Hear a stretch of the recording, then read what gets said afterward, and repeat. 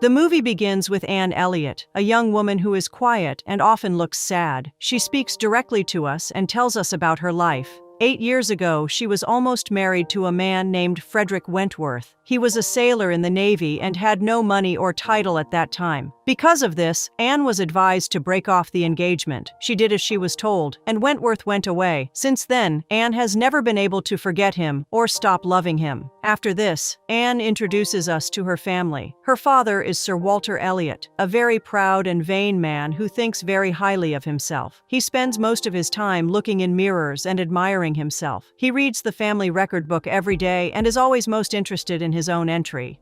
Anne has 2 sisters. The eldest is Elizabeth, who is just like their father, proud and only concerned with appearances. The youngest is Mary, who is already married to a man named Charles Musgrove and has 2 children.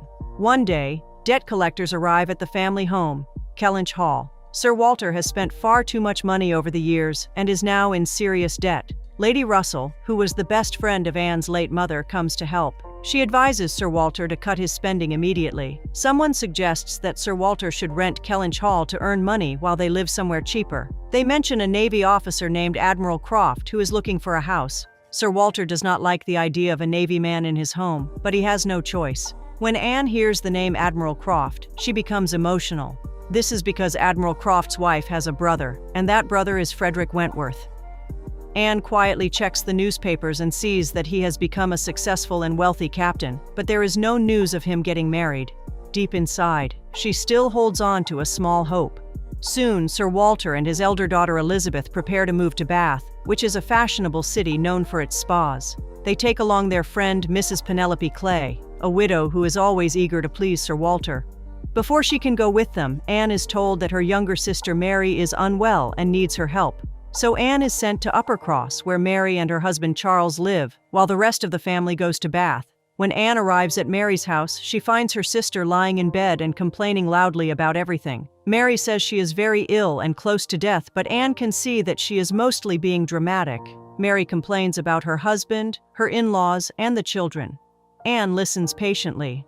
After some time, Charles's 2 sisters, Henrietta and Louisa Musgrove, arrive and the mood becomes much lighter. They are warm, cheerful, and very happy to see Anne. One evening, Charles comes home and tells everyone that special guests are coming for dinner. Admiral Croft and his wife have arrived, and with them is Mrs. Croft's younger brother, Captain Frederick Wentworth.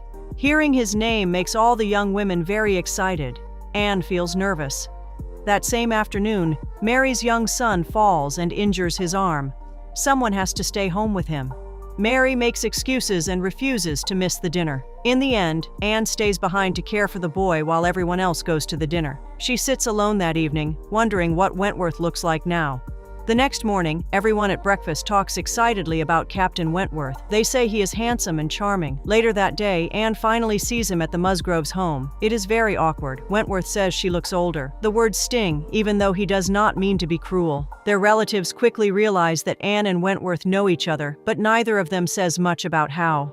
That evening, everyone goes to a dinner gathering together. When they sit down at the table, Anne does not sit next to Wentworth. Instead, it is Louisa who takes the seat beside him. Louisa talks and laughs freely with Wentworth, and they get along very well.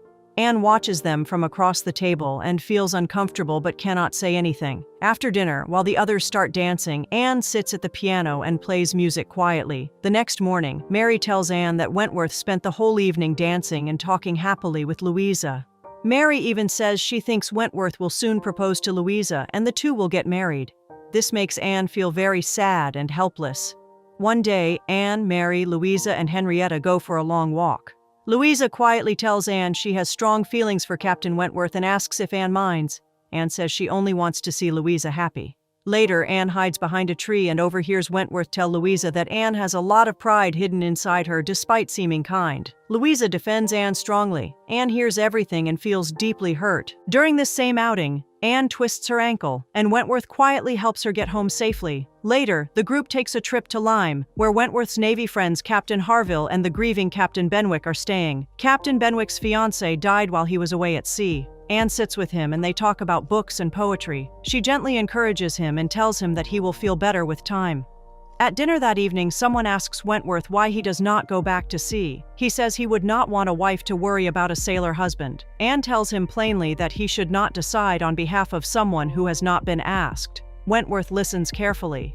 The next morning, while everyone is walking along the seafront, a well-dressed stranger appears and politely steps aside to let Anne pass. He looks at her with clear interest. Wentworth notices this and steps in. Later, Anne finds out that the man's name is William Walter Elliot. He is her father's distant cousin, and the person who will one day inherit the family title and estate. Years ago, he had refused to marry Elizabeth and had married an American woman instead, which caused a big fight with Anne's father. His wife has recently died and he is now traveling in mourning. Wentworth finds a quiet moment with Anne. He apologizes for the coldness between them and says they never got to talk properly. He admits that during his hardest moments at sea, he used to ask himself what Anne would do. He suggests they forget the past and start fresh as friends. Anne agrees, even though she knows it is harder than it sounds. One day, the group goes back to the Lyme seafront. Louisa wants to impress Wentworth and climbs up on some stone steps, asking him to catch her as she jumps. He catches her once and asks her to stop, but she jumps again before he is ready. She falls hard and hits her head on the stone below. She becomes unconscious. Everyone panics except Anne. Anne sends someone for a doctor, keeps the others calm, and takes charge. When the doctor says Louisa will recover, Wentworth quietly tells Anne that no one else could have handled it so well. Anne stays behind with Louisa while the others go home. Everyone agrees she is the right person to stay. No one thinks to ask how Anne herself is feeling. Sometime later, Anne travels to Bath to join her father and sister. Sir Walter is living just as grandly as before. Mrs. Clay is still always nearby. Not long after Anne arrives, William Elliot also comes to visit. He is polite and charming. He tells Anne privately that he is not there out of family feeling. He is worried that Sir Walter might marry Mrs. Clay and have a son who would take away his right to inherit the title. Anne finds this honesty surprising and begins to enjoy his company. Lady Russell encourages Anne to accept William Elliot if he proposes. Anne listens, but tells Lady Russell that she must follow her own heart this time. She says that she let someone else decide for her once before, and has regretted it ever since.